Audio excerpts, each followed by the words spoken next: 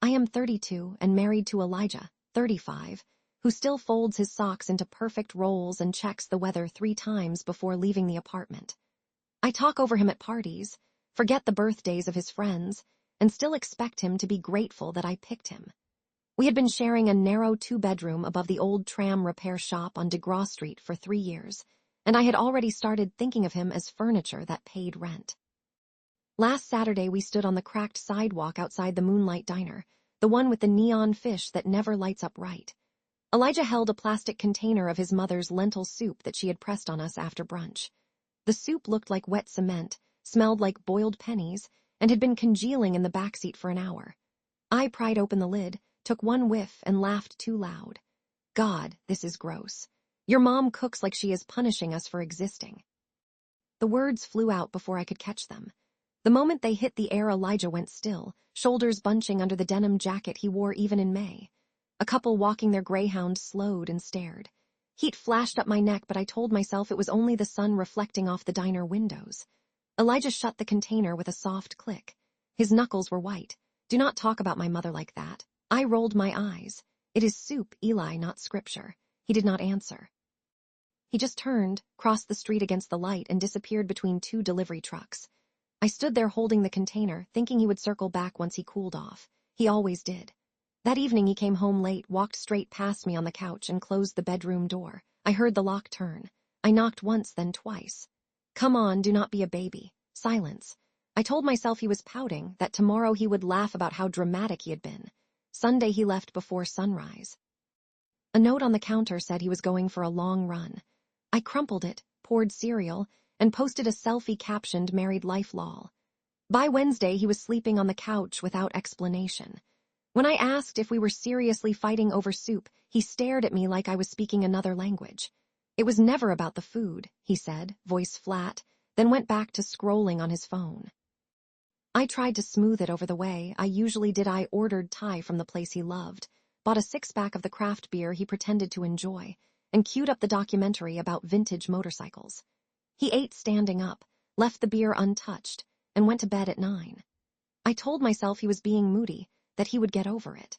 I had said worse things before, and he had always forgiven me. Friday we met our friends at the outdoor market under the expressway overpass. The air smelled of roasted almonds and diesel. I spotted Mara first, waving from a picnic table covered in tiny succulents. She took one look at Elijah and asked why he looked like someone had run over his dog. I laughed. He is still mad I insulted his mama's cooking. Elijah set his coffee down so hard it sloshed over the rim. You insulted my mother. There is a difference. His voice cracked on the last word. The table went quiet. Even the accordion player 10 feet away missed a note. I tried to joke again, something about how sensitive men were these days, but Mara cut me off. That was low, Lena, she said, and turned to talk to Elijah about his new running route. I felt the group tilt away from me like a boat listing to one side. That night I found Elijah in the living room with a duffel bag. He was folding the gray hoodie I had bought him last Christmas, the one with the tiny moth hole near the cuff. My stomach lurched. What are you doing? I am going home, he said. He did not look at me. Back to Mom and Dad for a while. I laughed, but it came out shaky. You are leaving over soup. He zipped the bag. I am leaving because you think cruelty is wit and because you have never once apologized without adding a but. He hoisted the duffel onto his shoulder. I will send someone for the rest of my things. I stepped in front of the door. The lease is in both our names. You cannot just bail. He met my eyes for the first time in days. Watch me. I heard his footsteps fade down the stairs, then the building door slam. The apartment felt suddenly cavernous. I told myself he would be back once he realized how ridiculous this was. He needed me to manage the bills, to remind him which drawer held the spare keys, to tell him when his shirts needed ironing. I sat on the couch and waited for the sound of his key in the lock. 2 weeks later, a guy with a clipboard showed up and carried away Elijah's books, his vinyl, the coffee grinder he had brought from his old place. I stood in the doorway clutching a coffee mug he had left behind, the one with the chip on the rim. I texted him, "This is childish." The message stayed undelivered. I called and got voicemail after one ring. The landlord emailed a scanned copy of the new lease agreement, just my name now, and reminded me rent would increase next month. I scrolled through Instagram and saw Elijah smiling in a backyard photo, apron on, holding a tray of something golden and steaming beside his mother. Mara had captioned it family dinner, finally. The likes piled up, heart emojis from people who used to tag us both. I tried calling Elijah's mother, thinking I could patch it up through her, but she answered with a polite hello that chilled after the second sentence. Elijah is happier than I have seen him in years, she said. Please respect his space.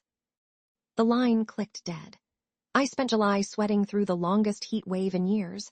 The fan pointed at my face while I rewatched the same 3 sitcoms.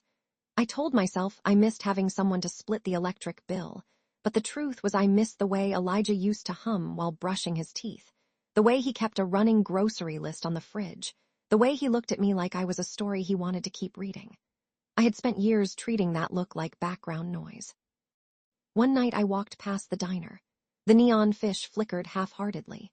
I sat on the same bench where I had mocked his mother's soup and tried to remember the exact words I had used. The concrete was still warm from the day. I imagined him sitting here, shoulders shaking, deciding he was done. I typed out an apology, long, rambling, full of excuses, then deleted it. Too late for qualifiers. Last week I saw him from the back of the uptown tram. He stood on the platform at Bergen Street, earbuds in, a small smile on his face. He looked taller, or maybe just lighter. I almost called his name, but the doors closed and the tram lurched forward. My reflection stared back at me in the scratched window, eyes red, mouth tight. I rode all the way to the last stop, got off, and walked home through the park where the cicadas were screaming. Tonight the apartment is quiet except for the hum of the refrigerator. I open the old lentil container, still at the back of the fridge, and scrape the fuzzy mess into the trash. The smell makes my eyes water. I stand there a long time, holding the empty plastic, understanding finally that the thing I threw away was never the soup.